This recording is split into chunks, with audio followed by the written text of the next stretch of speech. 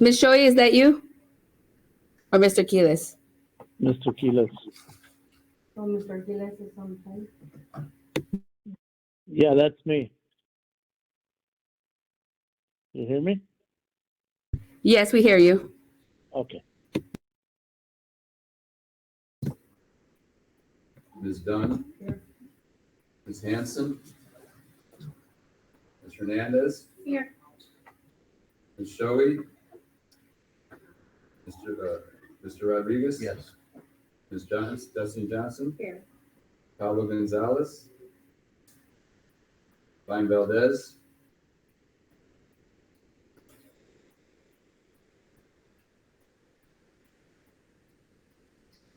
So 8 present. So we have 8 members.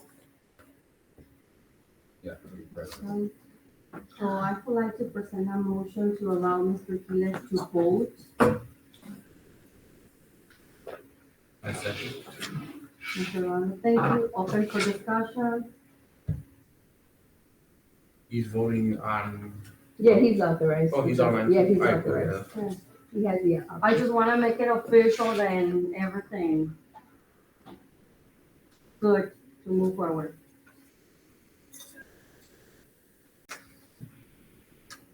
Okay, close discussion, roll call for vote, please. Dr. Vilches? Yes. Ms. Lopez? Yes. Mr. Keelis? Aye. I'll say yes. Ms. Dunn? Yes. Ms. Hernandez? Yes. Mr. Rodriguez? Yes. And Ms. Destiny Johnson? Yes. So 8 yes. Okay, motion passed, thank you. Next item on the agenda is to, I'd like to present a motion to approve the agenda as submitted. I second. Thank you, Dr. Vilches. Open for discussion. I have a question. There was 2 different agendas that came out.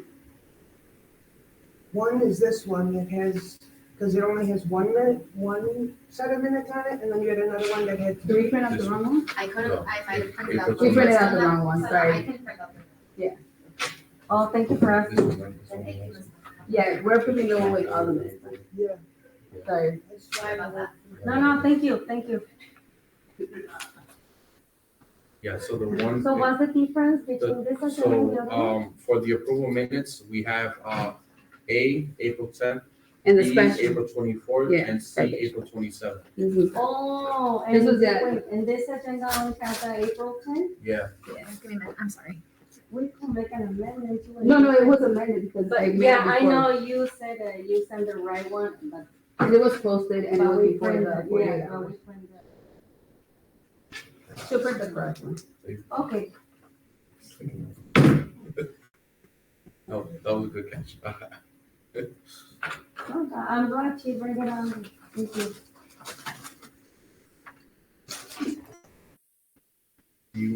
Should we like pull it up if you guys want? We can pull up the one that's on the email that was sent out to us. Mr. Diaz has it, right? Yes, everyone got it. If you guys want a hard copy, she's going to bring them up right now. Es just No, she has. the one from April 24th. Hace 4:24. Lo mismo total. Mhm.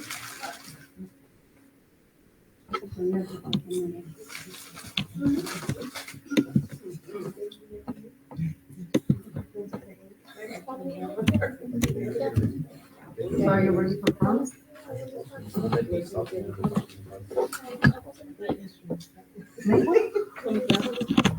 Yes, Minnie? I really have to remember. That's why we said, she and I, right, you got enough on your plate. Maybe next year. There you go.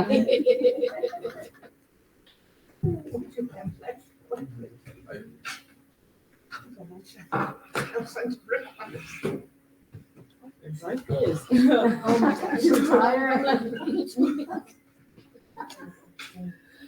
Oh, there. Yeah, that's it. So section Oh, that one is the 27 correct one.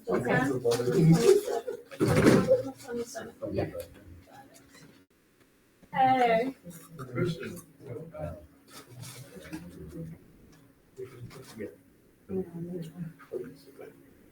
So should we continue? Because you have to. Yeah, Okay. Meanwhile, until we get the hard copy for ourselves, so the agenda is there with, that's the right agenda. So anything else?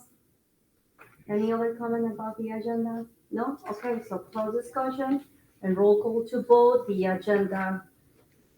Should be, Dr. Vilches, Yes. Ms. Lopez, yes. Mr. Keelis, Mr. Achilles, Yes. I'm gonna speak up louder.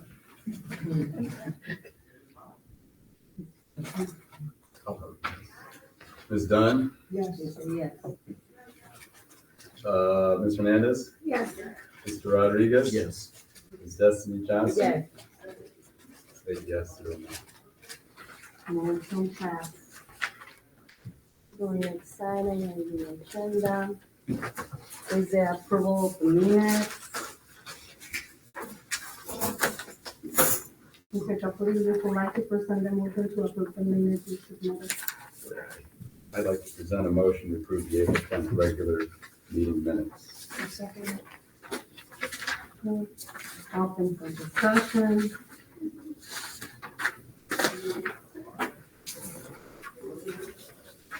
So I read the minutes and there are things that I understand a different way when we have the meeting. Right? Not sure if I have the right minutes, because I read all of them and I found information that we need to revise and we need to correct. Thank you.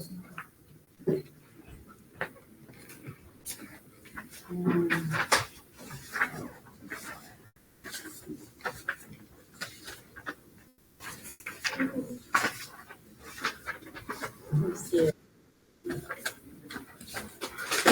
So that's the minutes from April 10th.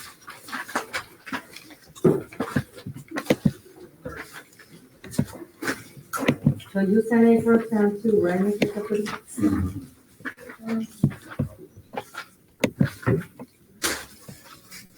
So you sent them up to me. I just put 424 and 427.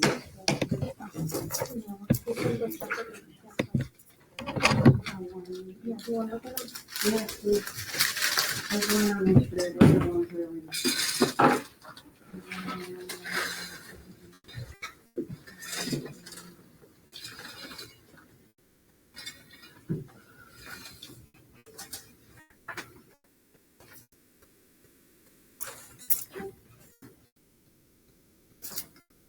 Okay.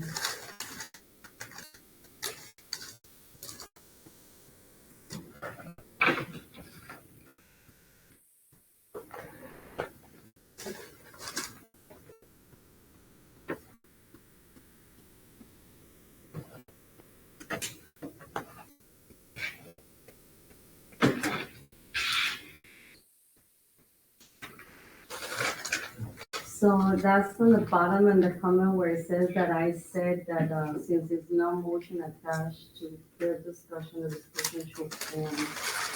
I need to clarify something. Because I was the only parent present at the organizational meeting, I ended up being the FOIA, OMA, and chairperson in this LSC. So I realized that sometimes when I make comments or want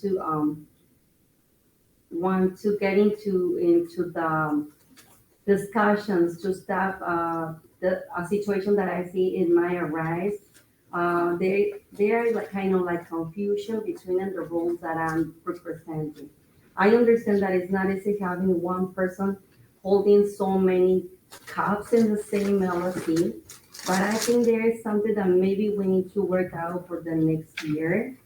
and ensure that, that some of the minutes when I make, when I need to speak in regard of something, because I mean, my duties as a chairperson are so different for the position of the officer of this council. So I have to maintain the order, and I don't see that as being clear, right? And I see that in the minutes. So for that reason, I cannot vote the amendment. Thank you. Thank you, Mr. Secretary. So any other comments? I'm a little confused, I'm not gonna lie. Is it because of, so what date are we discussing that? Because, No, we're not discussing anything. I just bring a point of view that I see that is not so, it's kind of like, as you said, it's confusing because I'm holding a few different roles in the same LLC. So I'm hoping we can move forward in this matter and we can divide the roles in more people than one. And that way, maybe we can maintain the control of this LLC in a better, more functioning way for everyone to have a better understanding of how we are functioning, because I don't see that it's clear. And I'm not understanding the comment of the minutes either. So it's just one of the things that I found in the minutes. And I think it's important that when we vote minutes, we are sure about what we are voting, because these are acts that it states.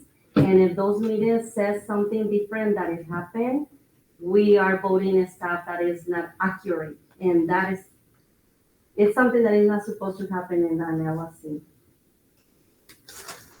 So any other comment? What part of it is, what I part of already it? expressed the part where I see that there is confusion and I don't agree with. So that's my perception and my opinion. And if you have any other comment about those minutes, you can bring that point at this moment. Madam Chair? I was just asking for what specific. Mr. part. Quiles is asking. Mr. Quiles? Sorry. Yeah, Madam Chair, are we talking about the minutes for April 24th? No, they are voting, we are in the motion to approve the minutes of, April 10. Oh, okay. You were just asking for clarity. Yes. Any other comment about the minutes? No? Okay. Close discussion and roll call for the vote, please, to approve the minutes of, April 10. Dr. Vilches, Abstain. Ms. Lopez, No. Mr. Keelis, Abstain. I'll vote yes. Mr. Koss, Abstain.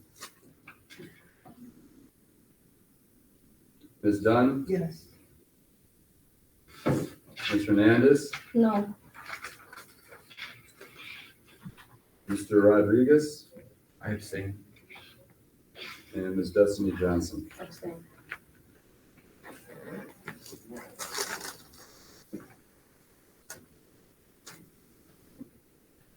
So motion didn't pass.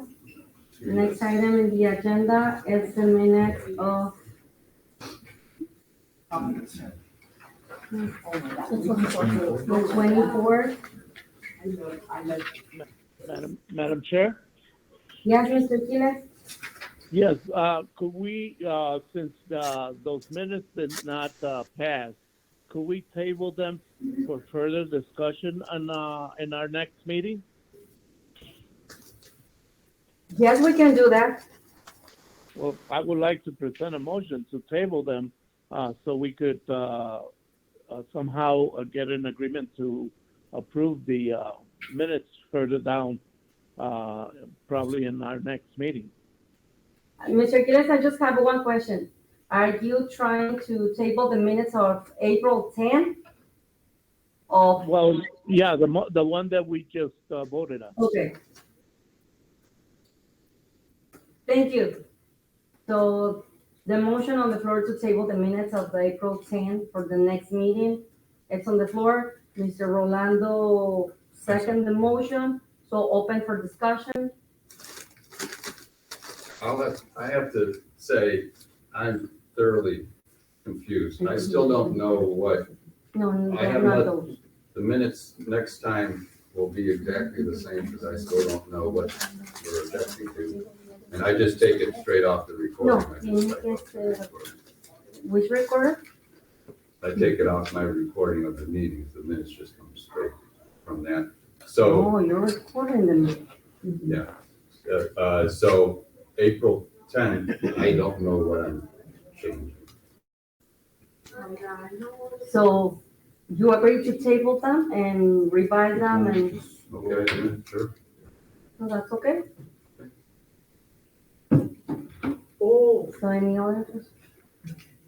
No? No, Okay, so close discussion? No, he's getting ready. I just close the discussion and Mr. Caput is gonna call her roll. Call for, Dr. Vilches, yes, Ms. Lopez, yes. Mr. Keelis, Aye. I'll vote yes. Ms. Dunn, yes. Ms. Hernandez, Yes. Mr. Rodriguez. Yes. Oh, Mr. Cos. Yes. Destiny Johnson. So now we're up to 9, yes. 9 votes. Thank you. So next item on the agenda is a special meeting of April 24. Can I also make a motion to table the minutes for, because we already tabled April 10, can we table 24 and 27 so we can have more of a discussion later about the minutes? Wait, didn't we just approve the 24th? No, we. No, we tabled the motion. We tabled. We table that for next regular LSC meeting. Yeah, we're good. Yeah, I'm making a motion to table the minutes for the 24, 27. Because we tabled, my reasoning is because we just tabled it. So I second. You did? Let's check. So it's open for discussion. I got, Go ahead, Mr. Caput. why are we tabling? I'm fine tabling them. I'm just completely lost about what discussion we're gonna have in the future. I don't understand what we're doing exactly and what our purpose is. What are we discussing in terms of making the future? Give me 1 minute, I'm checking. Ms. Shoei, is that you? Yes, ma'am. I'm sorry about that. Okay, we have Ms. Shoei now at 5:30.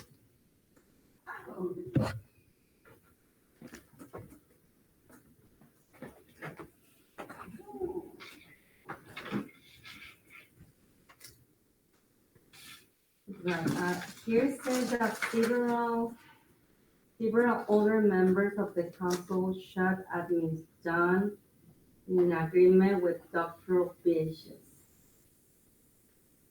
So, The word shall, she's saying there's the word that they shall. and it says several members.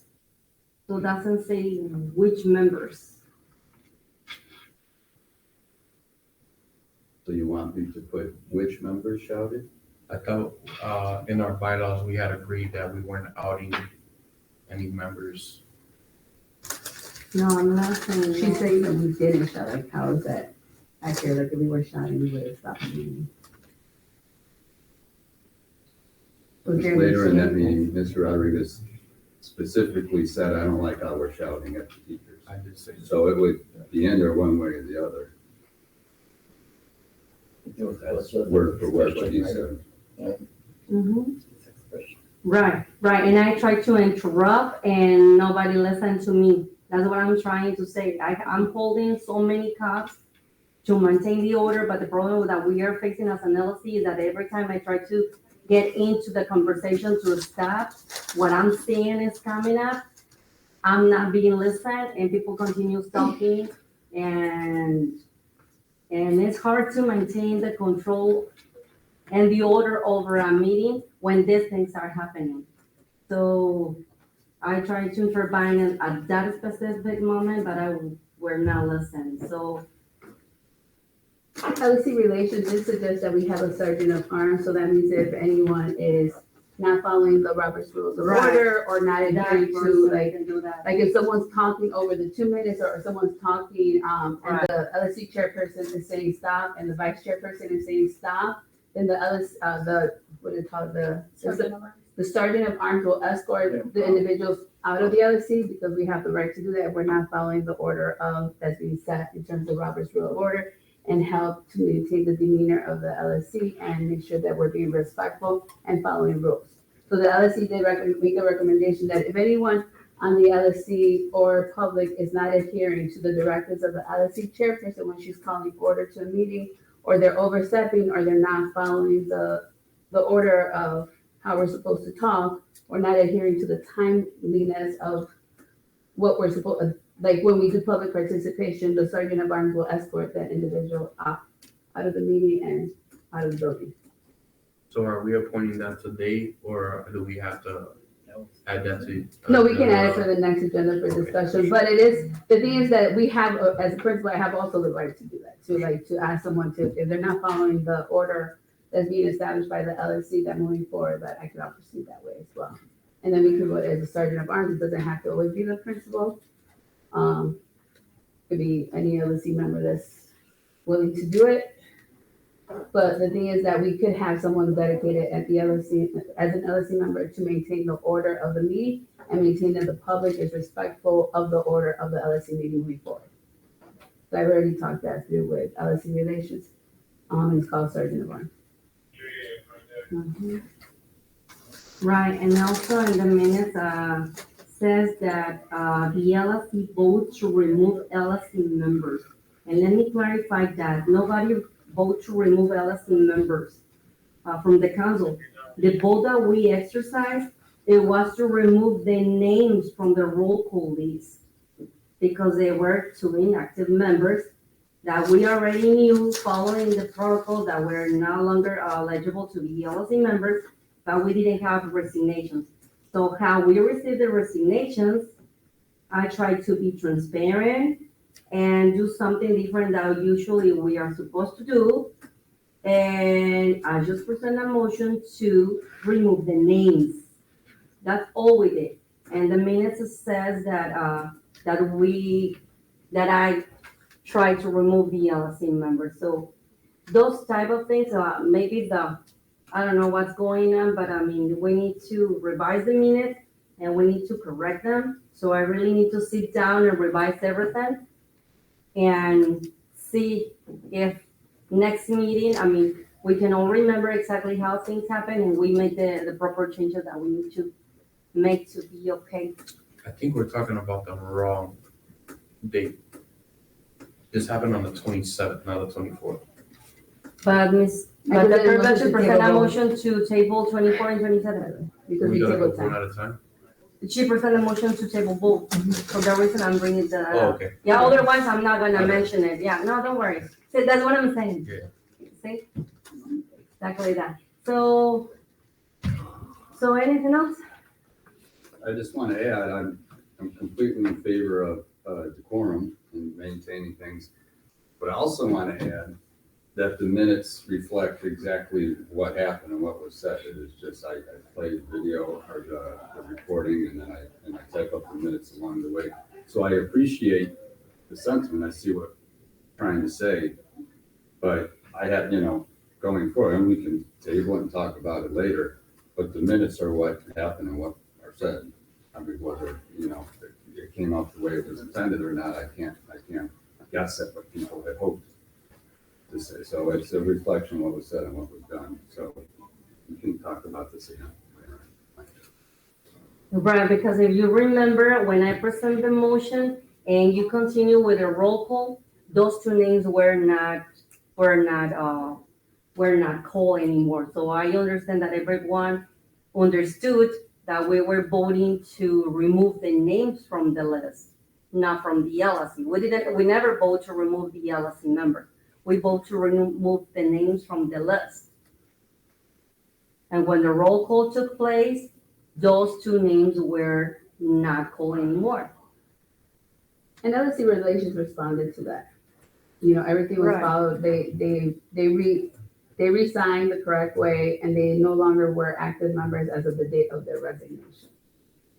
So they're removed, as their membership is no longer counted as of the date of their resignation, and according to LSC Relations, they are allowed to resign at any time for whatever reason whatever they deem the reason to be, but they stop being members the day they resign.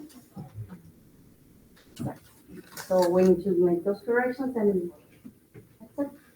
So any more questions? Any other comments? Okay, call discussion, roll call for vote. This is about to table, right? Right.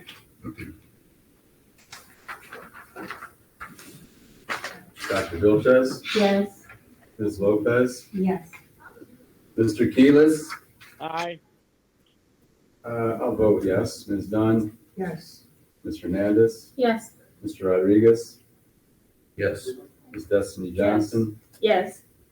Oh, Mr. Cost, Yes. like, Ms. Shoei's on. Ms. Shoei. Yes. So now we're up to, I think, 10 yes. Your card.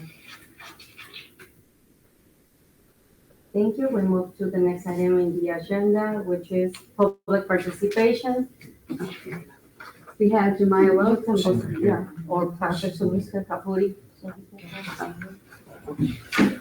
Tonight's not here, so we'll go to Christian. Okay, no, that's okay. So, yeah, go ahead. Came here to talk about the baseball field outside and also the softball field. As of late, it's been in really bad conditioning because of the weather that we've had. And I just want to talk about the importance of being able to maintain the field and also preparing the field as well so that we can play our games on there and just so it's playable. Right now, we've been having our games on the soccer field, or we've been having to play it on grass. And the state of the field not only is not playable, but it's also dangerous to play on. And I feel like with the investments that the school has already made in having a baseball field, I think it's an obligation on the school and on the students on the baseball team and anyone who plays sports to take care of the resources that we have been given.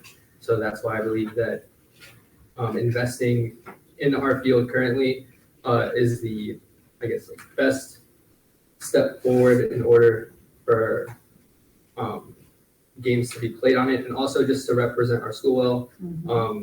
I don't think it looks good on us, the fact that we have a wonderful field, yet we don't take care of it, or that we're playing on a soccer field and things like that. It also will open up more opportunities for our school if we're able to take care of our things like hosting baseball tournaments or just having people play on our school in general. It sends a good message, the fact that we take care of our school, the fact that we take care of what's ours, and it's a good, I guess, like attraction for people to want to play in their fields. And also, again, it raises more funding opportunities for future things that we might want to do. For instance, like lights for night games and things like that. If we're able to rent our fields, say for tournaments or for games, then that only provides more funding for the things, not only sports related, but for other departments as well, and resources that we might want to invest in other areas of the school. So that's the importance of why I think that we should take care of our fields. Very good. So next person, Mr. Capuri. All right, thank you very much. Thank you. Next one I have is Alicia. Going off with what Christian had also said, I second the lights. I coach track and field and cross country here. The lights are super important for our track. We need them, especially if we're playing a late game or a late track meet. We're playing mostly in the mornings for track, but we do need them in the night. It's nice to just illuminate the school. Our school is so beautiful, and I think we underutilize it. During our track meet, I got to speak to Ms. Russo. She mentioned how there are numerous parents coming in and saying, our building is so beautiful, our auditorium is beautiful.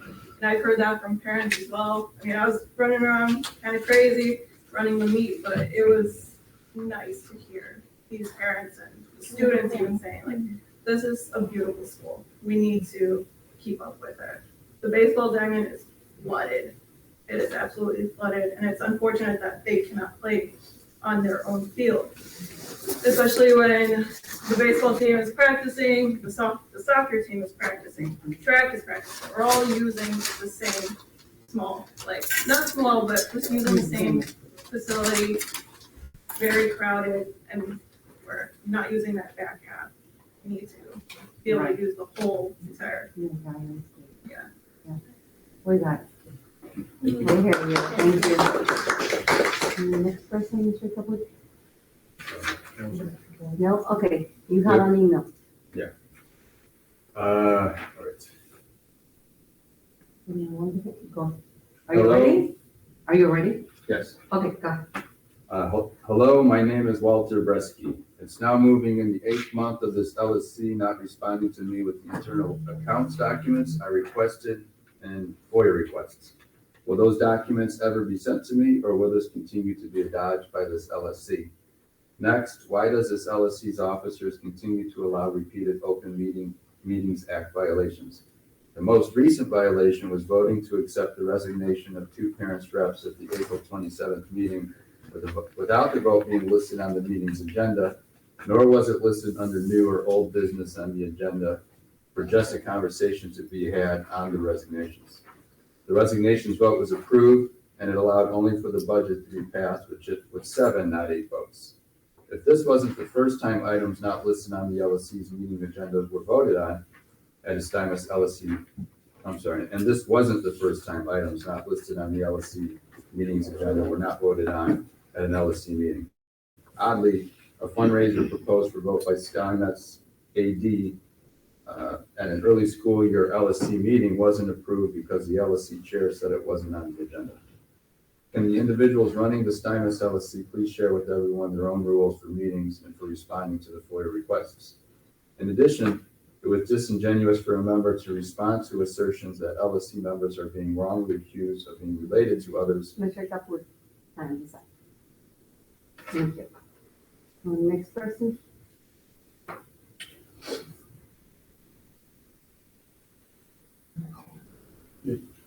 I'm right here, Mr. Kaput. How are you? I just want to introduce myself for those that don't know. My name is Vanessa Valentine. I will be joining this council as a community rep. So I'm just here today to listen and figure out ways to help bring the school together, advocate for the school. My question, hearing about the baseball fields, what are the coaches doing in regards to that? That was always the agreement when I was here 4 years ago, when we fought really hard for the fields. So we could now come to a LSC meeting and say it's not being kept up. But I would love to know what has been the commitment of that staff and the athletic director and department on the upkeep of the fields too. Thank you. After with that, we conclude public participation and we move with the next item in the agenda, which is LSC chair report, and I have no report. So we move to the next item in the agenda, which is teacher's report.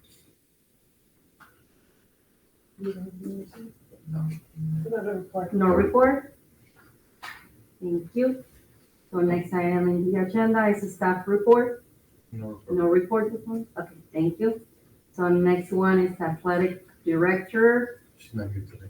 And she didn't sign anything this time? She did sign. Okay. Yeah, I can read this real quick. Are you gonna read it, Mr. Go ahead. Sorry, I cannot, this is from Ms. Russo, athletic director. Sorry, I cannot be there. We have a softball game at Sen High School today. Spring season results. Most of the spring sports are coming to a close. Some updates. Boys volleyball made the CPS playoffs. The varsity lost on Monday to Jones, and the sophomore team lost on Monday to Taft. They will play on May 20th at 6:30. in the IHSA playoff tournament against Maine West at St. Patrick High School. Baseball is still awaiting their playoff dates. They will be playing their senior game tomorrow, Thursday, May 9th, versus Cristo Rey at 4:30. There will likely be press there taking pictures and conducting interviews with our newcomer students, including Milo Milan. Please come out and join the fun. Girls badminton completed a successful season. We are happy that we were able to onboard a new coach, Mr. Santana. Girls soccer will be playing its first round IHSA game against Prosser at home this Friday, May 10th at 4:30 on our soccer field. Both of our track teams have been doing well. We hosted 2 meets on our wonderful campus, April 6th and April 27th. Each meet had over a dozen schools competing using hometown ticketing, digital, no cash. Stuyvesant made a profit at the gate of $541.10 on April 6th and $662.41 on April 27th, for a total of $1,203.51. We look forward to making money for our sports teams by continuing to host cross-country and track events, and hopefully others as well, like basketball and volleyball. Thank you to our track coaches for putting together such successful events. The girls softball team did not have a winning season, but there could not have been a nicer, more hardworking team. They will be celebrating their senior game this Saturday, May 11th at 2 p.m. against Proviso East on the turf soccer field. We will be having a cookout afterwards for both teams and spectators. Please come out and help us celebrate our 10 graduating players. Player of the Week. We have started a Player of the Week program where coaches can nominate players. Their pictures are hung in the cases across from the lunchroom. We are hoping to continue this from the beginning of next year. Thank you so much to Mr. Rudell for taking the beautiful pictures of our athletes. I would love to take a minute to congratulate and thank all of our spring coaches for all their hard work and dedication. Coaches Renato Rolando Rodriguez, Richard Bilkey, Moises Santana, Paul Bagdonas, Mercedes Reyes, Alicia Urquizo, Marie Chaparro, team members Nico Pachera, Melissa Valdespino, and Gustavo Rudell. Buses to date, fall season, $9,035.50. I assume that means dollars. Winter season, $8,485. Spring season to date, $15,442. Total to date, $32,962.50. Note, we have had ample money for all the transportation needed this year. I do want to point out that there have been games, meets, and matches for which we could not get school buses and for which parents, family members had to help out in getting our players to games. This is not due to budget or an unwillingness to book buses. It is because there are a limited number of CPS approved bus vendors, and the vast majority are unavailable for charters before 5 p.m., which does not help when game time is 4:30 p.m. We book all of our buses in February as soon as the schedules are released. Any bus request that is for rescheduled games and on friendly matches or playoff games that are added in mid-March through early May will likely not be filled, as there is no availability at that time. Just to make it clear, we do everything we can to get buses for all of our teams that request them, but it is not always possible. Thank you to all of the parents who have stepped up to help get our athletes to our games /meets/matches. Applications for next year. We still need to confirm coaching positions for next year. For any sports-related questions, please reach out to Ms. Russo at rrrusso@cps.edu. That's it. Thank you. Next item is a student report. So I talked to some of the students, they're around the school, my peers, and I think they requested about like having, like mentors and motivational speakers coming in, and then also like programs to keep up with like future career goals as well. So I said before, after I graduate, hopefully I see it. So, yeah. And then what is it called, the field and stuff as well. Thank you. The next item on the agenda is back report. No back or pack report. The next item on the agenda is a professional PPLC. Yeah, we were unable to have a meeting in May, so no report. Okay, thank you. So next item is the CIWP. It passed last week. We just passed the current CAWP. We'll be meeting again one more time to progress monitor the the CAWP and to start thinking about what's gonna be carried over into school year 25 that we weren't able to complete for school year 24. So that'll be forthcoming. Thank you. So next item is our principal's report. So, SAT updates, our initial scores came in for the juniors. And I'm proud to say that our juniors from fall to spring grew 40 points. So we're continuing to see a trajectory. So this is 2 years in a row that we've been able to see growth from fall to spring. We're still waiting for the other grade levels. Last year we had growth across all of them, and this is the second year in a row that we continue to see growth in our SAT scores. Good job, everyone. And now, sorry.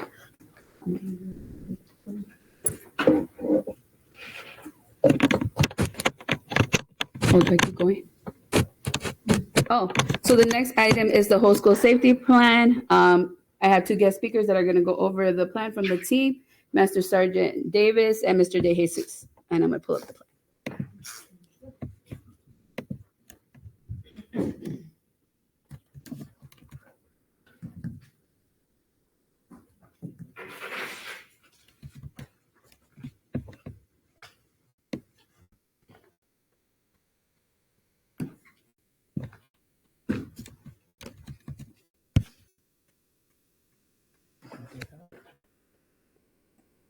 Oh. We'll print a bunch of copies. I just ask that you get copy printed only because it's small here and this is not our format, this is CPS format. And so we have to present it in this area so you can better understand it. So. This is like a Zoom.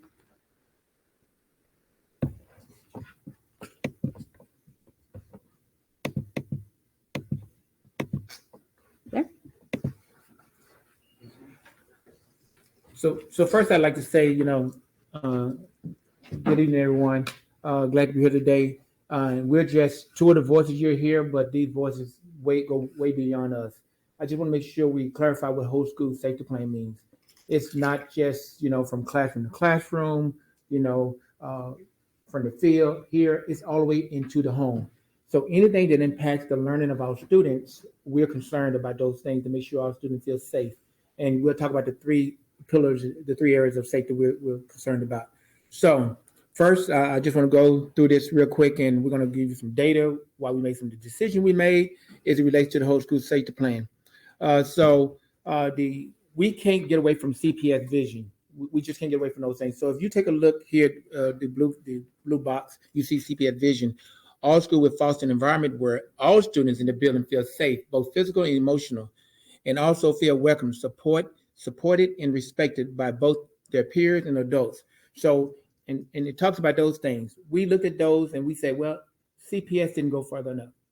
So we took that and we kind of used some of the things they had, but what we added to it is we wanted to make sure that every student feel respected and secured and affirmed. We have a diverse population. We want to make sure every student feel affirmed to who they are, where they want to be in the building, and they feel comfortable. And so we wanted to make sure we added that part into our vision. So I can read it in entirety if you like. It's diamonds. We are committed to fostering an environment that prioritizes the physical, emotional, and relational safety of all stakeholders, and we including our parents and everyone else, i.e. student, parent, staff, and community, where everyone feels respected, secure, and affirmed, and where students are able to prioritize their academic and school experience. So we want to make sure that we collaborate all those together, and our students have a good experience as they are high school students. This is this touch screen? Yeah. So how do we do that? We incorporate this into the academic experience. We can't just do this if we meet students in the hallway. We can't do this if, when they get in trouble. We want to make sure that we incorporate relevant, realistic learning and making sure that the social and emotional aspect of learning is included in everything we do. So we want to make sure the student can connect the dots between, what is in our textbooks, what they've already know, and we know the students learn from different ways. We know students learn based on generational knowledge, those things they already know, their experience, and then those things that are in our academics. We want to make sure that none of those things are disregarded for our students. We want to make sure that they can speak to our teachers and our staff and come up with an informed, decisions, and they incorporate all those things and come up with what we call knowledge, and hopefully build some of the relationships with our staff. So CPS said, well, go ahead and create your safety plan. You have one or two ways to do that. You got either step one, you assess what you already have, and we already had a school safety plan, so we just did step one. We didn't have to worry about those things. We didn't have to incorporate one. The school had a school safety team for several years. So what we did was we just took a look at data. We took a look at different members, and we had members that was out, and we'll talk about the members, but the members are not just the people you see here, but the members are the different teacher leadership teams, admin, and everyone in the building, and mostly our student voice.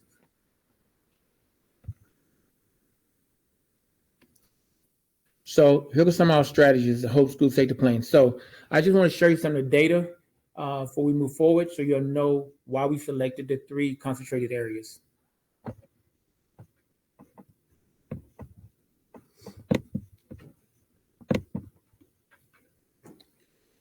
This is CPS data. This is survey the CPS created, and the students, parents, and family members were provided this survey. Hopefully you can see it a little bit better now. We go to student responses here. So 603 students, and we'll get into the other part later, so I just want to focus on the student responses. And I just want you to just pay attention to some of the things that was important to our students within the top 3, and we look at the bottom 3. We'll talk about some of the answers as I move forward. So the question, I feel my school provides a high level of physical safety for all students.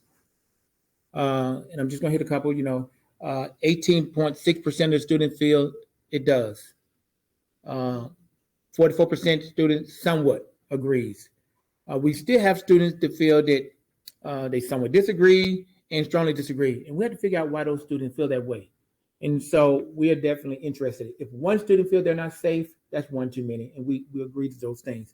We look at neither agree or disagree at those students that say, well, I don't have enough information, I think to myself, whatever it is. So we just leave those as middle numbers. So we really focus on the upper tier, the 1 and 2, and also 4 and 5. So that's what we're gonna be mostly focusing on today.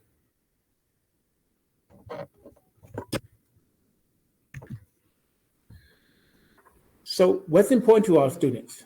These are the overall ranking. So what's important to our students, and I hit metal detectors, security cameras, security staff. Those things make our students feel safe.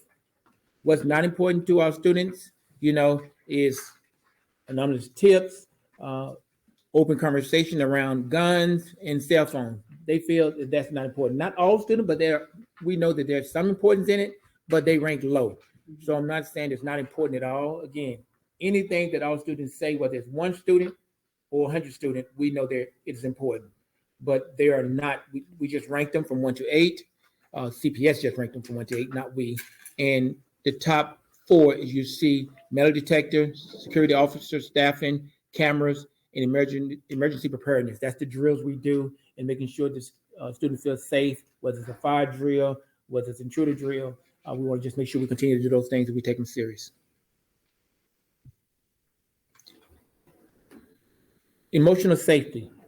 Emotional safety is the student's ability to go speak to their teachers about certain things, be open and frank about who they are. And so if you take a look at this, 16% of students believe, that's 85 students, 16.1% strongly agree that there is a high level of emotional safety. There's 39% somewhat somewhat agree. And then you look at the bottom tier, there's 7.8% of the students somewhat disagree, and that's 4.9 strongly disagree. Again, just because the numbers are high in the positive area doesn't mean that we're not going to focus on other things, because we know we have a lot of work to do.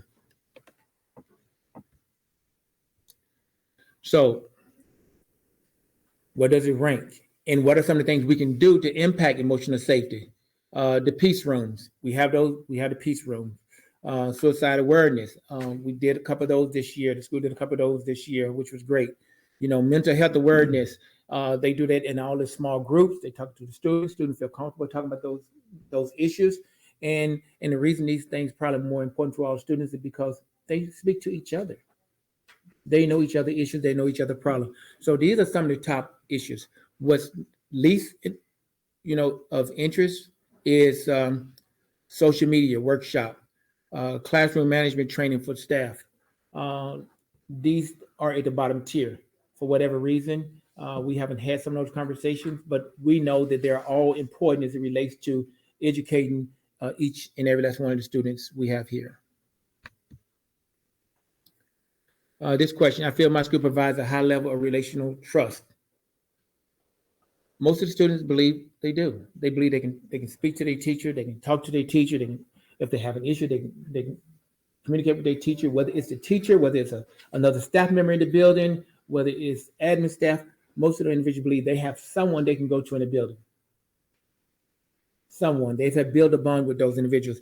Very few say some would disagree and strongly disagree. And we want to make sure that we, again, communicate and connect with those students so we can raise those individuals up to the strongly agree or some would agree.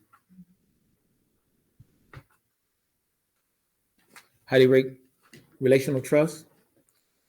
Every child want to have a safe adult to go to. And we all want that. Even adults want that as well. Mentoring program, started those mentoring programs. We have a couple in the building. And we have some that are founded, they're out there, but we also have teachers that have adopted some on their own. So we have several of those out there. We just got to just make sure they're more structured.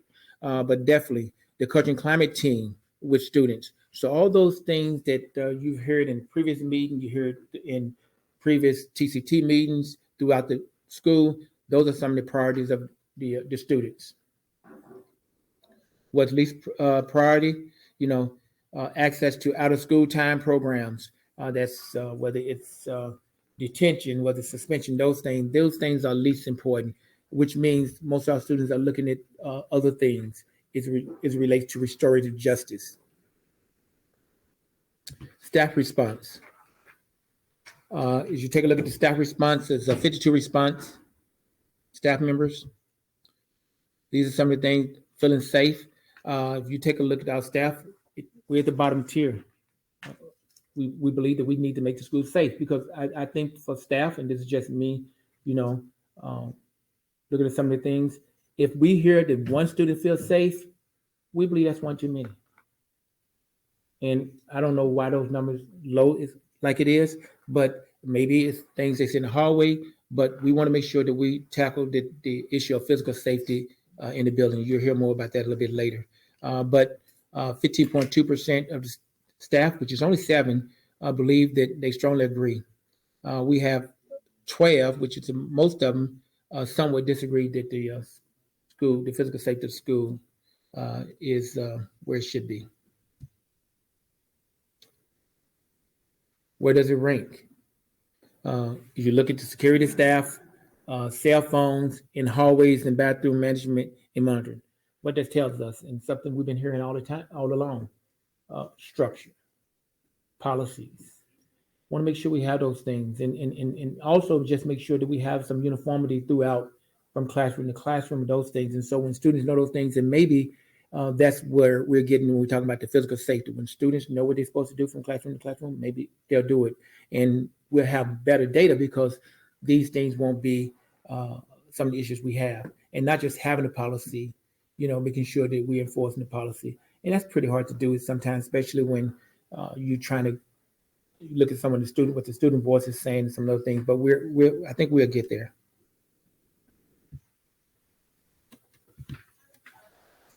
High level emotional safety. Again, these are some of the areas we need to work on as a staff. I would tell you that who knows the students best? Classroom teachers. I agree. Classroom teachers know the students best. And so you can't discount what you see here because students say they feel what? Comfortable talking to staff. So where are their voices are coming from? This is where their voice is coming from. So we truly believe in this data. So we do believe that the emotional safety is an issue we need to work on. because most of our teachers believe that they somewhat disagree and strongly disagree that we're supporting the students in that aspect. And what is it ranked? And when it ranked, it has different categories. Conflict resolution, doing a better job of that with our students. Mental health awareness. We started those things. There's a lot of those things out there, but with all the things that's going on inside school, outside the school, we just want to make sure we have more of those things. And I think that we've been having a lot of nurses coming in. We have a lot of social workers coming in. So hopefully we're hitting some of those things as it relates to our students. And we know that we have more issues and more areas of concern than we have individuals that support those concerns. And so we're actually getting there. You see the peace room is down lower, suicide awareness is down lower, but definitely conflict resolution and those things are high.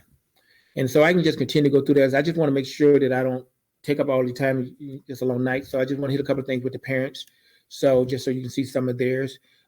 Physical safety as it relates to the parents. Parents believe the school is safe for the students for the most part. This 15 parents, and then people say, well, 15 out of how many? I mean, we just can't make parents do the survey, but at least the one that have taken the survey has done those things, and we have quantitative and qualitative data that we did use to do this. So those that did do the survey, individuals that come in to go into the main office, we get that information as well. Some of the parents mirror our students as it relates to some of the concerns. What are the top important priorities? Metal detectors, cameras, security staffing. Those things are important for our parents. What's least important? Open conversation and anonymous tip lines. Emotional safety here. Do they feel the school provides a high level of emotional safety? Those parents that took the survey believe so. And we can continue to go through here. I just hit one more, and it says, I feel my school provides a high level of relational trust. For those parents that took it, they definitely believe that we do those things. But again, anytime you have somebody underneath the threshold of these things, we definitely need to work on those things. So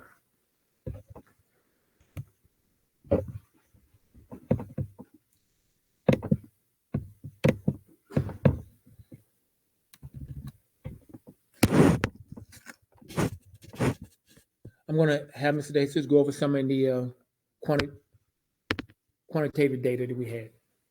Good evening, everybody. Angel DeJesus, Culture and Climate Team, one of the deans here.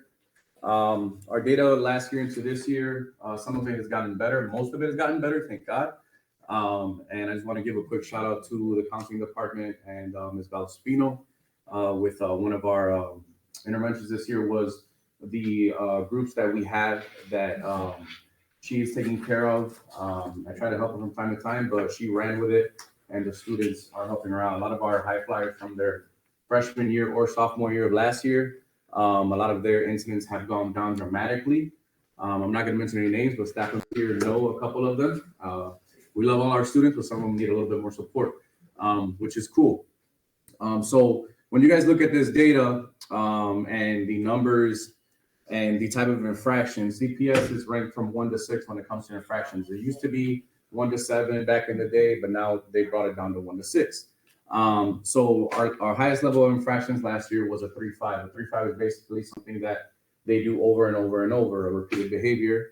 A 4.14 is also drug-related substance abuse, whether it's vaping, THC, gummies, different things like that, unfortunately, that our kids come in with. And 2.7 is any lighters, nicotine, cigarettes, things like that. The vapes that you guys know that are like blueberry or pineapple, whatever it is, that you guys have smelled, unfortunately. But the thing is, from last year into this year, they've gone down dramatically. Some of those kids that were abusing THC, substance abuse, regular weed, whatever it may be, are part of those groups and have been a focus since the beginning of the year to get them to a better place. Obviously, some of these kids do these things because they have a lot of stuff going on in their lives, right?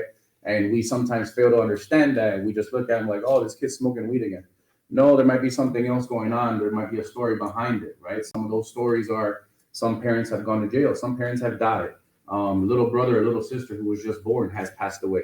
And they're coping with that trauma by unfortunately abusing some of those drugs because they're looking for that outlet to be able to speak to an adult or another student. And then some of these groups are focused on students that have lived a similar trauma. Counseling has what we call a grief group, right?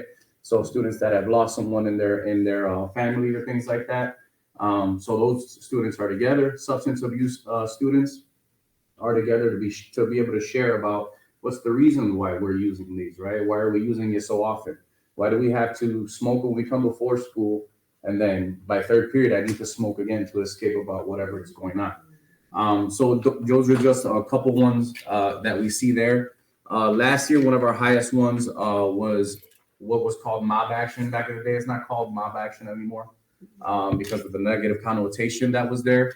So I'll give you an example. If there was a big group fight amongst 10 students, let's say, and each one of those students gets 3 days of out of school suspension, that's going to throw our rates through the roof, right? When we have one student versus one student, it's a lot smaller. But then this year we got hit with level sixes because we did some expulsions this year. Unfortunately, some of the infractions that we had in the beginning of the school year that everybody knows of, it's all over the Instagram and it's all public. Unfortunately, that some of our kids got hurt. They're fine, but some of these kids are dealing with a lot. Some of these kids need therapy. Some of these kids need anger management through journeys, through Ms. Valdespino, through counseling. So when you look at further data that I'll show you guys will be able to see the difference. When we look at data, it's not always negative data, right? Just because our data goes up doesn't mean that's a negative thing. Last year, this school was ran by Mr. Hanna and myself when it comes to discipline, attendance, and all of that. Now we have Mr. Leiden and Ms. Mahich on top of that. So our data is going to go up. There's more people writing kids up. There's more people having conversations. There's more parent conferences. So a lot of our numbers are high, but then a lot of our high infractions are a lot lower because of it, because of that relational piece that we have with the students, because of the connections, because of the 1,000 hours of conversations that we have with them to be able to get them to the point where, man, you know what, I was going to make this bad decision, but let me go talk to Hannah really quick so I could try to calm down. A peace room, very great idea. Miss Scalari's room is super great up there. She de-escalates a bunch of students before they even come down to us with a lot of issues. And for next year, what we're trying to do is build our in-school suspension room as a peace room to go in so it doesn't feel so punitive, right? We don't want students in there just looking at it like if it's just for paint to dry. We want somebody to go in there to be able to de-escalate. And in-school suspension doesn't have to be a whole day thing. It could be a 1 or 2 period thing, half a day thing, or a PM ISS thing. Because we spoke to Mr. Mike Aguilar-Dale, one of the CPS leads of discipline, and he pretty much told me, whatever it is you want in school to be, that's what it is. Because sometimes a student just needs to be out of that one classroom for that one day, but they can have a regular day for the rest of it, right? So it's something that we're working on. Obviously, manpower is very important. Right now, when we do have ISS, Ms. Hall is doing her best to try to be there and help out. We give her lunch breaks as we walk in. Ms. Mahich walks in there and she has attendance interventions with the students. Ms. Valdespino sometimes pops in there and has interventions with them as well.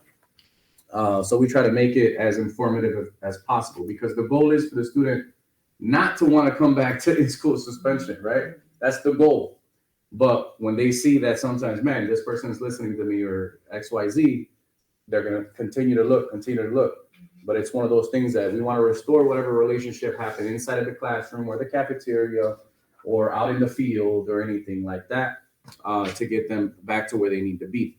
So again, some of those numbers that are high, a lot of them are lower from last year. You can look at the opposite side, the opposite row right there. A lot of them are down. Again, mob action from 519, from 223. A lot of our kids have calmed down. I know you guys know a lot of our kids that walk around together, completely different from last year. Yep. Yes, they're still a little, but from last year into this year, a lot of it has toned down, and that's a lot of the work that we've all been doing together. I forgot to shout out Ben. Ben has been a godsend with Mr. Ben and Mr. Chris. They have a lot of those kids. a lot of those young men that were a part of this 519 inflation last year. Okay. I'm sorry, go ahead for the next one. This is broken down a little bit further. So these are infractions right here. The ones that we've used the most this year are a 2.8, a 3.11, and a 3.2. For some reason this year we've had a huge influx of gambling. But when I say gambling, we're talking about just playing dice. So dice in the bathroom, dice in the stairwells, dice in the lunchroom, dice inside of a classroom. And unfortunately, this day and age, this generation is pushed by making money, right? So they'll be in a pot of friends, maybe 6 or 7 of them, and there'll be dollar bills on the floor, and we find them in the bathroom. The most favorite bathroom is by 311, by Necessity, by Ceramics, and we've caught many a person in there just playing dice, and they're like, man, how do you guys catch us? I'm like, well, I walk like this, and you guys can't hear me, and I walk in and I see everything on the floor. So we've gone to a point to where the interventions have been pulling in parents to explain to them. Obviously, it could go from gambling playing dice to playing craps at Rivers Casino, unfortunately, and you could lose a whole family, right? It becomes an addiction. So they don't know that piece. Our students don't know that piece because they're not thinking about that. So when we have those conversations with them, it's more understanding where they're like, oh, wait, yeah, you know what? You're right. I have a family member who actually has a problem with gambling. And nowadays, with a lot of these apps that some of us here have, where you can bet online and you just need a debit card to hook up and bet on football games, baseball games, whatever it is. And those don't have age restrictions because a lot of our kids have those. So those are things that it can become a huge problem for them later down the line. Might not be a huge problem now, but it will be down the line. 311 is a misuse of cell phone. We try to catch a lot of the kids that are either in the classroom recording, teachers, each other. If there's an altercation, they're recording in the hallway. That's what, unfortunately, they would get hit with. A 2.8 is a disregard for school instruction, right? Any staff member, whether it's our lunch lady, our custodial staff, our IT guys, our teachers, it doesn't matter who it is. If you're not following instruction from a staff member, an adult in the building, it could even be an LSC member. Like, we are speaking to you because you're supposed to be doing X, Y, Z, and you're not meeting that requirement as a student. Obviously, when we have that due process with the student, we explain to them what they did wrong to see what they understood about it. And we're hoping to get that right answer. If we do not get that right answer, then we try to guide them to that answer. And then something clicks right away. We're like, okay, yeah, I could have done that instead of going this route. So like I said earlier, our 6.8 right here, that's the biggest one that changed from last year to this year. An aggravated battery. So think about it this way. If I get into a fight with someone, it's standing up and we're okay. It's a regular fight, right? But if this person goes down and I'm still continuing to attack this kid, it becomes an aggravated battery because this kid is defenseless. So that goes with punching down, kicking, slapping, whatever it is, tackling, things like that. So we had 2 huge fights this year that everybody knows about on the 2nd floor that involved some of these infractions, to where luckily one of our subs, Mr. Skinner, bless his heart, was there early, and Mr. Ramin was there as well early, and then our security guards responded as well, and we were able to help out a lot of the kids that were there, because everybody is tough, but if it's 6, 7 on 2, it's pretty difficult to defend yourself, unfortunately, right? And we try to have as many eyes as we can throughout the entire building, but we only have a certain amount of security guards. Sometimes they take days off, and our deans are not deans that sit behind a desk and wait for problems to happen and come to them. We're always in the hallways. We're always visible. We're always in the hallways during passing periods. So we try to be as visible as possible. So the students see us and they're like, you know what? I'm going to go ahead and walk this way and do what I need to do, and being proactive with that, right? And sometimes they come up to us and say, hey, like, I'm having this issue. And instead of having to look for us and then that issue happens, they find us right then and there, right? That goes with that relational piece that we have with those students, to where they're comfortable coming to us and having those conversations. So based on some things you heard and what you see here in the quantitative and qualitative data you hear throughout the building, so the whole school safety team had to come up with 3 priorities. And so what are those 3 priorities? And these are things that you've heard in the presentation: physical safety, emotional safety, and the relational trust of students and staff. And you start seeing some of the things that are happening now where you see the staff luncheon, you see all those things. It's about getting together. And I think one of the things that you have to understand is what we're trying to do is where you hear discipline, you hear all these other things, is when you apply a corrective action on a student, you do it as they're going to get it someday, not that day. And sometimes we get confused. And when you do that, is they're going to get it that day, then what happens is students feel like they're a failure and they don't try anymore. And so that's why sometimes there's a misconception of the deans are not doing what they're supposed to do, but what they're trying to do is just to make sure the student have an opportunity to recover. So, and that's when we have that emotional safety for students to make those mistakes. So let's just hit those things real quick. The physical safety of the students, you heard some of those things. Make sure we have metal detectors, make sure we have security, make sure we have all those things, and making sure students just feel comfortable walking through the building and walking home into the building. And so you'll see, even when it was cold and warm, security outside, you have an admin outside in the morning, you have admin outside in the afternoon.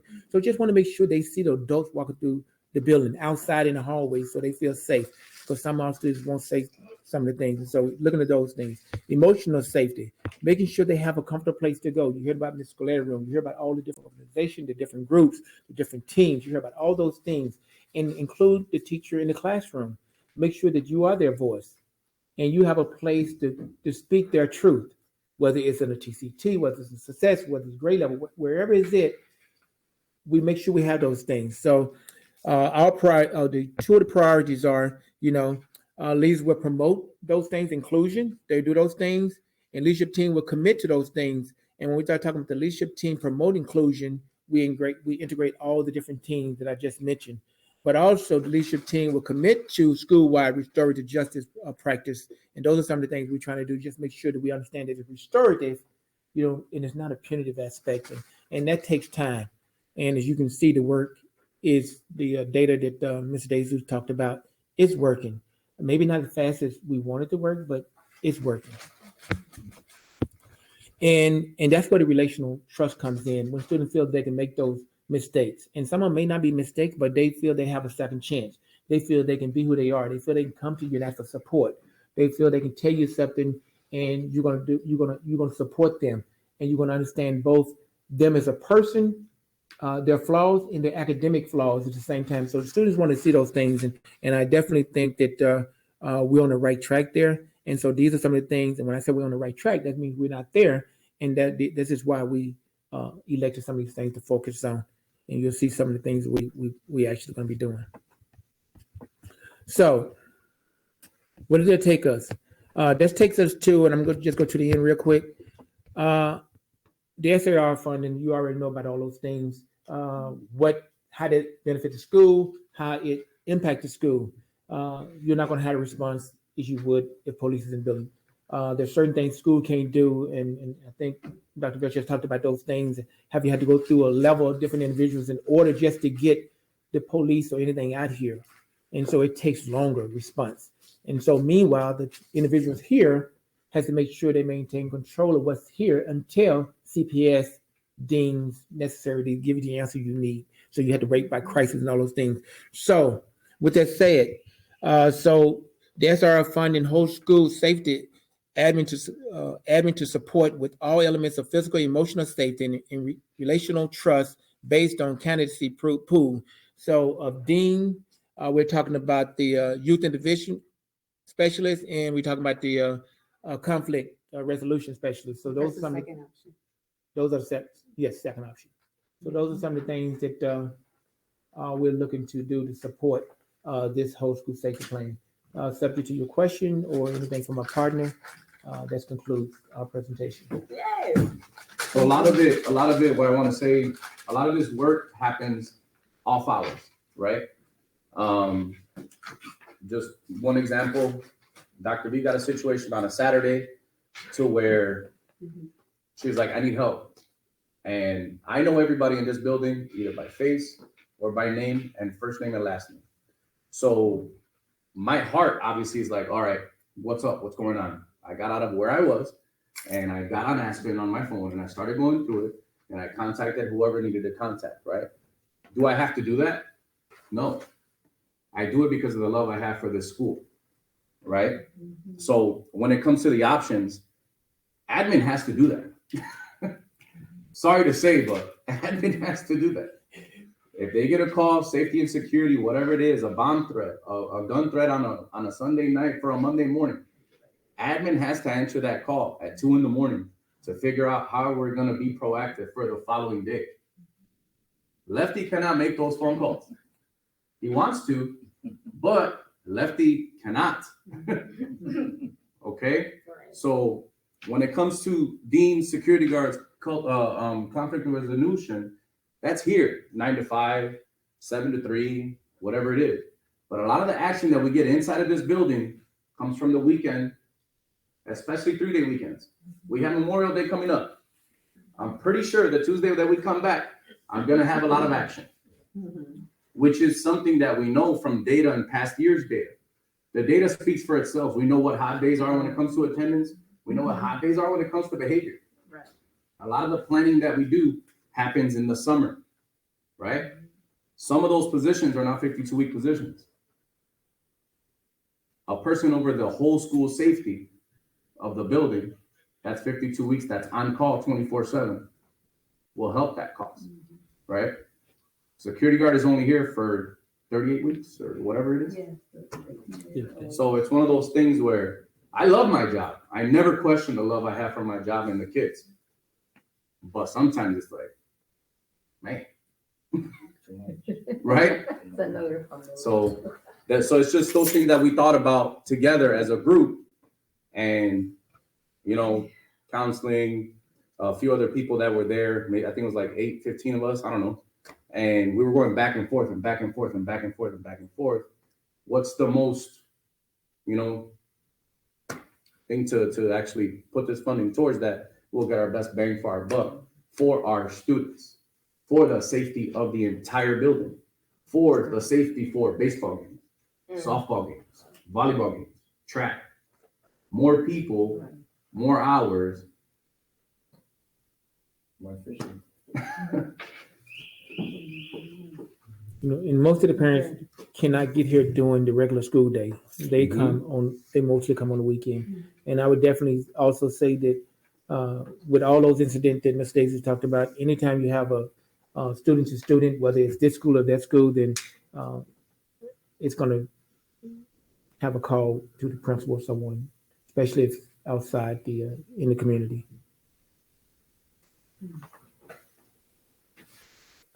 Oh, I present a motion. I present a motion to approve the whole school safety plan. Close. Thank you. Open for discussion. No discussion. Close. I don't have, is it possible we get an electronic copy of the plan? Yeah. Yeah, sure. Yeah. Sure, that'd be great. Any other questions? Who seconded the plan? Mr. Cox. I just want to say thank you. I think this is like what the staff has been asking for. I mean, I've been seeing it in action, right? I stated it last time. I've been part of the hallway sweeps. I've been seeing the relationships, that we have with the kids. Even with the staff, it's just like a lot of things have been changing and it's for the better. Right. And so I like the way that everything's going, and I know other staff members have been speaking on it. So thank you guys. So close discussion, roll call for vote.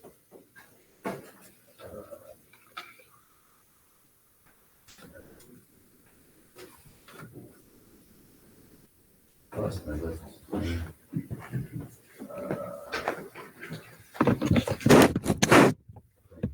Dr. Vilches, Yes. Ms. Lopez. Yes. Mr. Keelis. Please say aye. Okay. I'll vote yes. Mr. Koss. Yes. Ms. Dunn. Yes. Ms. Hernandez. Yes. Ms. Shoei. Yes. Mr. Rodriguez. Yes. And Ms. Destin. Yes. 10 or 11 years. 1, 2, 3, 4, 5, 6, 7, 8, 9, 10. 10 votes, Mr. Captain? I believe so, yes. Okay, so motion passed. Next item is internal accounts. Motion to approve the internal accounts. Mr. Paul second. Open for discussion. No questions? Okay, close discussion, roll call for vote.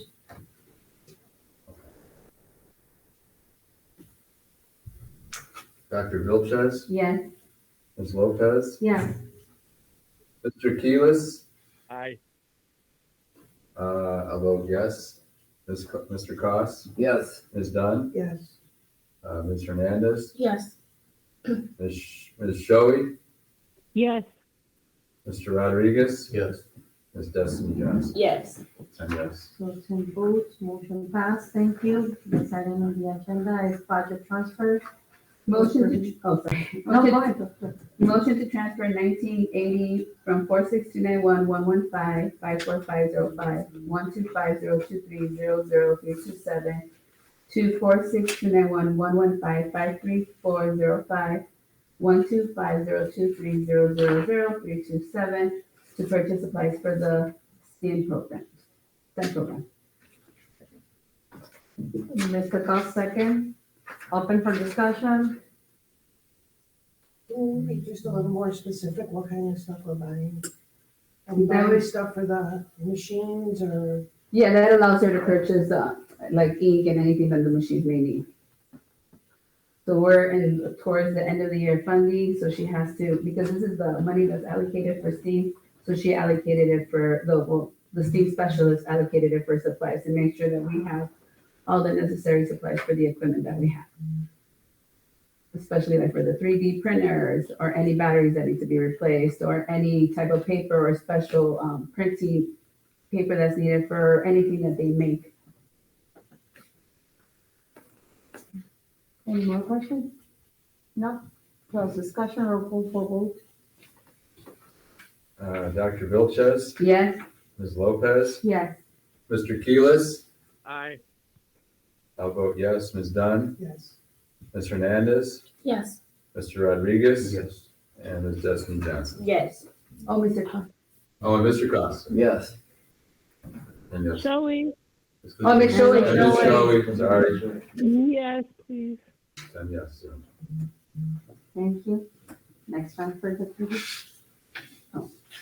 Motion to transfer from post-secondary miscellaneous 1,000 from 46291 124 57915 113090 905141 to 46291 124 53405 113090 905141 for supplies for senior decision day.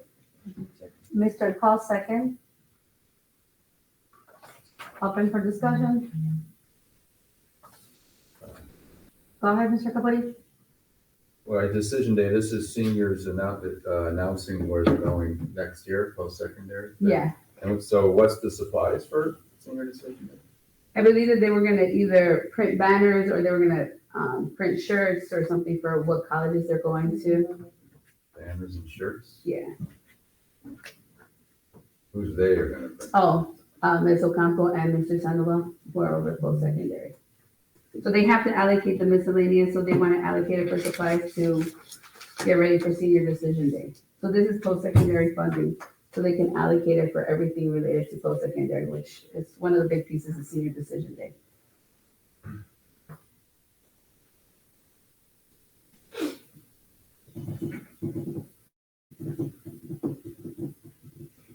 Any more questions? No? Close discussion. Roll call for vote. Dr. Vilches, Yes? Ms. Lopez, Yes. Mr. Keelis, Aye. I'll vote yes. Mr. Koss, Yes. Ms. Dunn, Yes. Ms. Hernandez, Yes. Ms. Shoei, Yes. Mr. Rodriguez, Yes. and Destiny Johnson. Yes. I guess you're not. Votes, 10 votes, motion passed. Next motion. Motion to transfer the remainder of assessment and standards, $4,396.97 from 46291-115-53405 22301300575 to 46291-115-53405 2410060000575 to purchase additional supplies and paper for the departments. Mr. Goss, second. Open for discussion. Close discussion, roll call for vote. Dr. Vilches, Yes? Ms. Lopez. Yes. Mr. Keelis, Aye. I'll vote yes. Mr. Koss, Yes. Ms. Dunn, Yes. Ms. Hernandez, Yes. Ms. Shoei, Yes. Mr. Rodriguez, Yes. and Destiny Johnson. Yes. So passes 10 yes, 0 no. Thank you. Next. Transfer. Yeah, so I just want to explain before I go into this transfer that the budget adjustments came through. That means that money dropped in terms of salary differentials. But that can always change too. You know, someone gets the total benefits package changes. But I'm committing, like, let's say something happens tomorrow and it's not $130,000 because someone added a child or someone graduated or something. So just to be, you know, on the minutes that if we're left with only like 50,000 or 100,000, the first priority will be the fields. So I'm hoping nothing happens. I'm hoping no one, you know, that there's no salary encumbrance. But if the money stays, we'll be able to go forward with all of that. But if, let's say, something happens, the priority is the field. Okay. So a motion to transfer a total of $130,585.83 from pointer line 46291 115-513-0029-001 0000575 to various budget transfer lines listed on document number 5/2024-001 to support and enhance the learning environment, extracurricular, school improvement, and athletics. That's it. Okay. Girl, okay. It's that competency I have here, so that's okay. So are you going to disclose or? Oh, no, the document's right here with everything broken down. Okay. So So everything open is, for, so open for discussion, go ahead, Nita. I have two questions, just to clarify. So the 130 is left over because we didn't have to pay for, like you said, a teacher getting more money, but this could drop. no, it's when a teacher that retires that potentially had 25 years of service and you hire a teacher that only has 1 year, that has a step one. So that's why we have this access. Yeah, so or if you're not able to staff a position and it remains vacant, the money drops. Okay, and then for the increased buckets for school supervision and registration, is that to pay for like counselors over the summer to register students? Because it says for school supervision and registration. Yeah, so we have to have, because we have to have things happen in June, so we need to have registration people available to help with registration. Anyone that comes in, any freshmen, we have to have security still available during June. And we need to help, like, if parents come in to register, we have to have some people available to register and take their paperwork and process them. So that'll allow for over the summer. Yeah. Another question, the athletic equipment versus the supplies, is that just a formality, like when you buy helmets, it's one thing, but when you buy baseballs? Yeah, it's something, yes. A baseball would be supplies, but if you have to buy something that's over 500, it's considered equipment. So something like, I don't know, like, you're asking the wrong person, but it's something that like let's say where they pitch and you have to like. They said like nets Right. or like the rails that go for the goalposts. Let's say we gotta place that. That would be for that. Has that been designated for anything yet, like uniforms or anything? No, I have to work with the AD and the different coaches and the different departments that require athletic equipment. But like, for example, replacing the bases something was taken from the field. Yeah. Something is broken behind the softball base. I don't know what it's called, but I know it's broken. So replacing anything, but you have to have, if it's an equipment, if it's considered equipment, you have to have a line for equipment. If it's considered supplies, you have to have money available for supplies. Can I ask another question? So is this, like for things that we can use next year, like where it says supplies to support with school events? Can we carry that money over to, No, these are school events that, like now. okay, Like, we're gonna have the end of the year bash, the semester 2 awards assembly. We're gonna have ID recognition night, National Honor Society. We just mapped out a lot of events. We're gonna have grade level trips for the freshmen, sophomores, and juniors that we're planning. What else do we have on the list? We have senior barbecue event. We also have the other senior events. We had a list, right? Yeah, end of the year bash is one of the big ones. one more question. So for the food for the students, is that, like catered food for them, or is that in like Yeah, all events, or are we catering one specific event for them? it's for all of those events. We're gonna have food for the students at all of those events. One last question for me anyways. Going back to that athletic equipment and supplies, how does that get, who decides where that goes? You work with the athletic director? And so I have to work with the athletic director and JROTC because those are our two programs.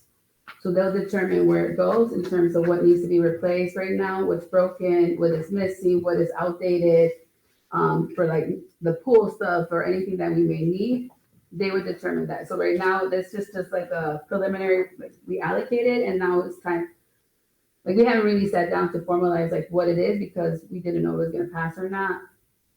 So after, if it does get approved, then we'll sit down and talk about what needs to be replaced for JROTC in terms of equipment and supplies for athletics, and the same thing for PE and the athletic department and our sports.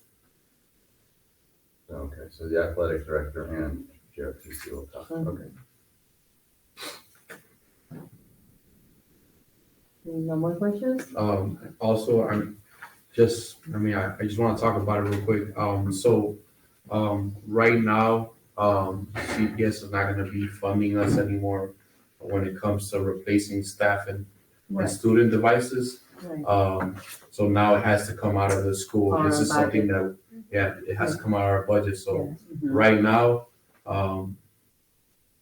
we got to start planning for next year because now we got to start upgrading all our students' Chromebooks. Right.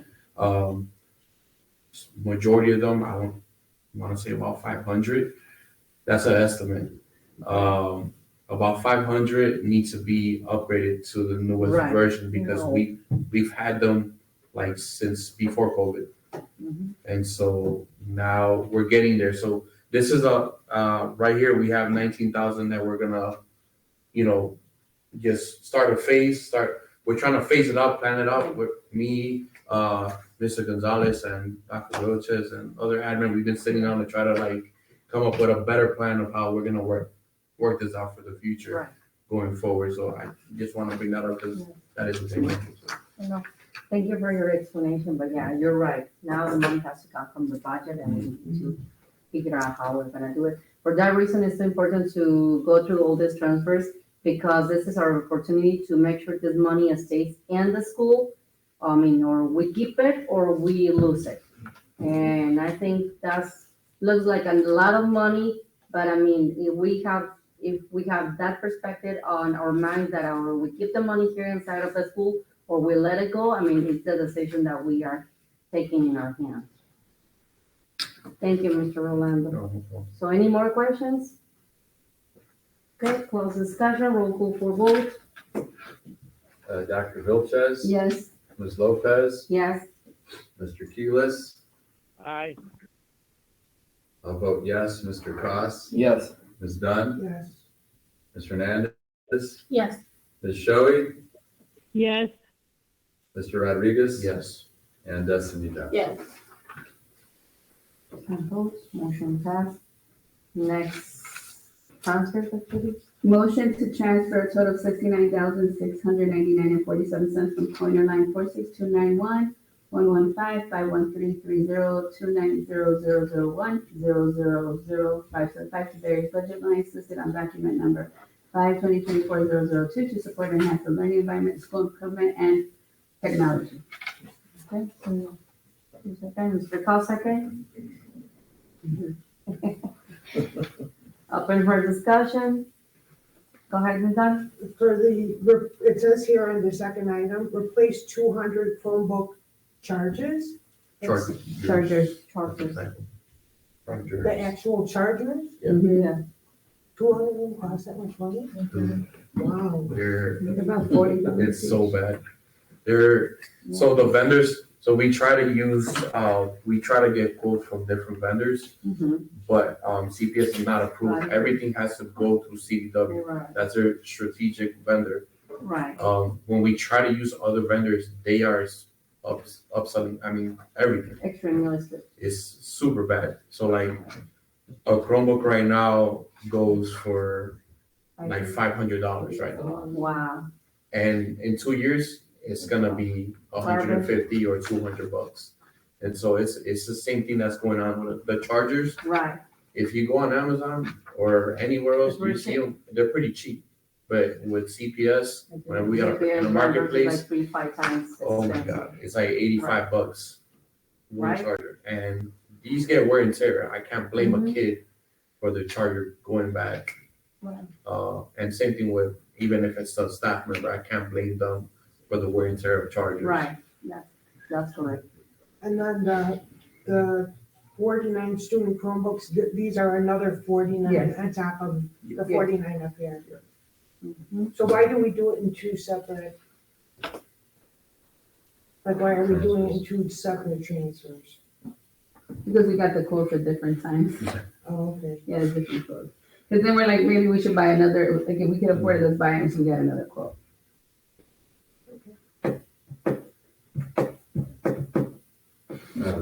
Any more questions? Go ahead, Mr. Capoli. What are the attendance supplies? What are those?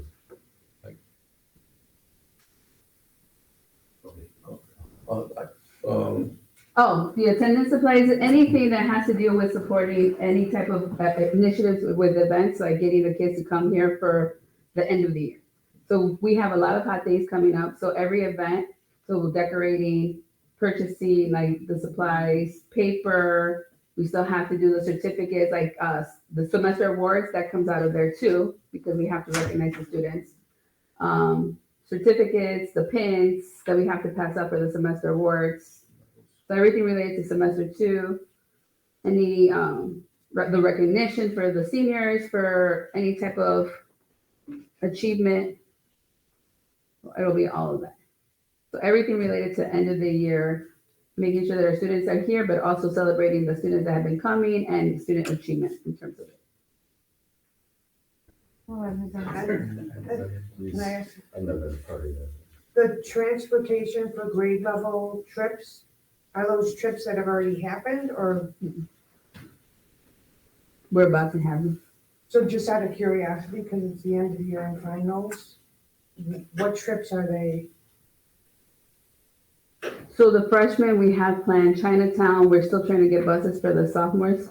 So one of the requests, remember, was from the students at the beginning of the year and from the staff, from the success team, that we would take the grade level student, the different grade levels, because we do a lot for seniors.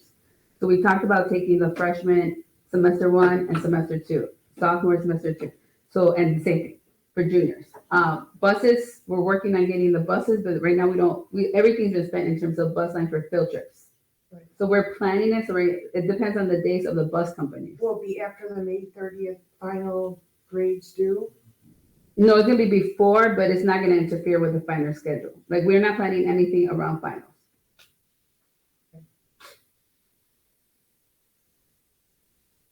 Any more questions? Okay, close discussion, roll call for vote.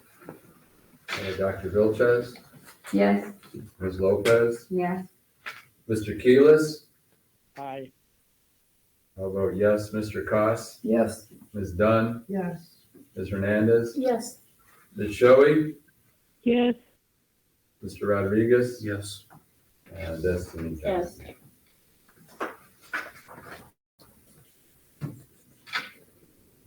And votes and motion pass. Next transfer, Motion to transfer a total of $14,000 from pointer line 46291-115-51300 to 90001-000576 to various budget transfer lines listed on document number 5/28/24/003 to support and enhance the learning environment and technology.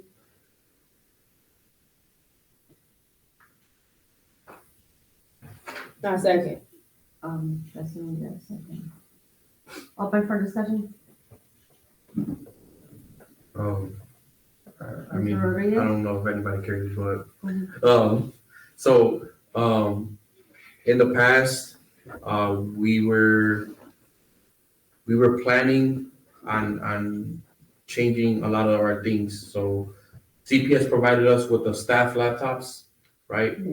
They last about 2 years.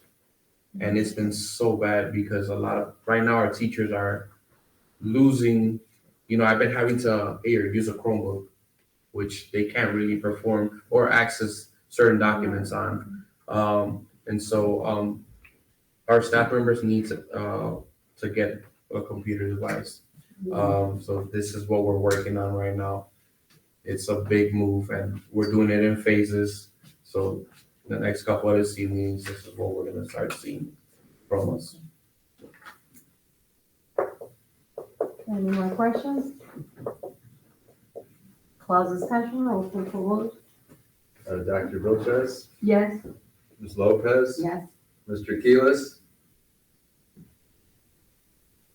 Aye. I vote yes. Mr. Cost, Yes. Ms. Dunn, Yes.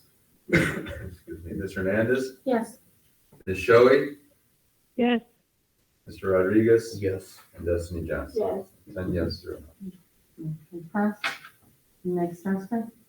Motion to transfer regular position benefit, from regular position benefit 46291, 115513000, 2900001, 000576 to 46291, 1155500, 005222209, 000576, in a total of 41,030.59 for a tech East State High School 1 year steam equipment. So this is very exciting. So we're going to move forward with one. I mean, that's how expensive one is.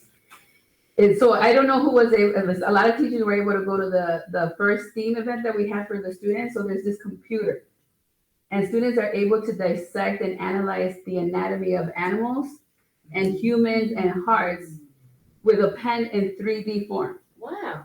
So that, I know, and so there's some students that have, we have to respect their religious beliefs with terms of cutting certain, animals or, and that, so they'll be able to still so we can respect the religious and ethics behind some, how students may feel about certain, dissections or analyzing certain things. So they'll be able to do it with a 3D computer. It's gonna be served. So it was Is it one? it's just one. So we want to try it out to see how it can be used in the different biology classrooms, maybe a rotation basis where we lend it out to science classrooms, or we can bring the students to STEAM.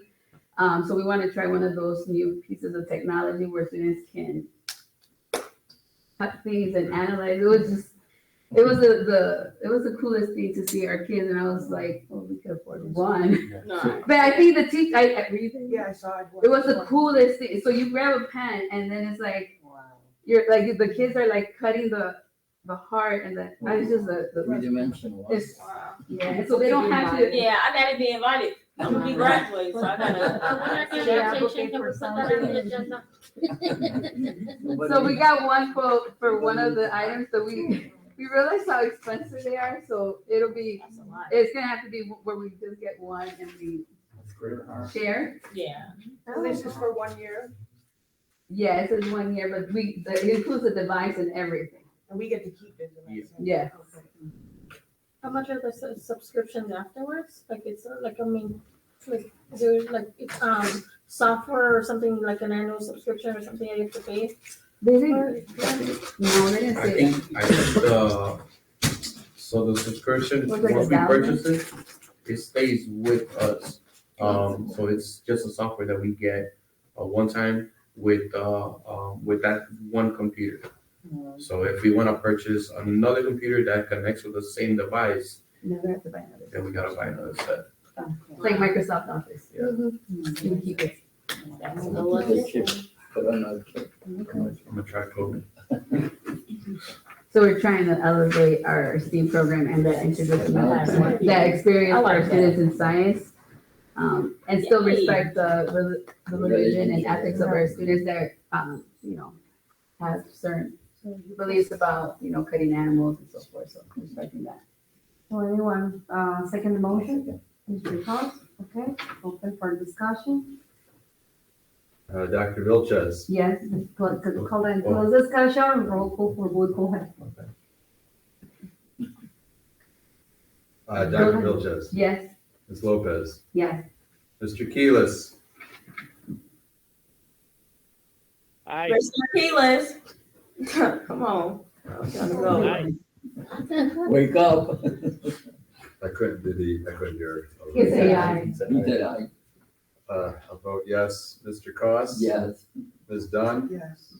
Ms. Hernandez? Yes. Ms. Shoei? Yes. Mr. Rodriguez? Yes. And Ms. Destiny Johnson? Yes. That's 10 yes, 0 no. Motion passed. So we continue with old business. We have nothing. And we continue with new business. And I would like to take this opportunity to just make official that we have 2 parent vacancies. And that's it. So next item in the agenda is to adjourn the meeting. So I would like to present a motion to adjourn the meeting at 6:58. I think Mr. I second. Open for discussion.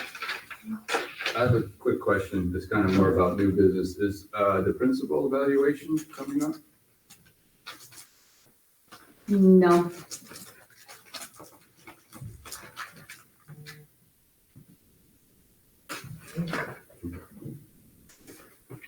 I still get evaluated. Huh? I still get evaluated by the chief, is that the one that you guys are asking? So I get DOI, MOI, and EOI with the chief and my deputy. That one's coming up.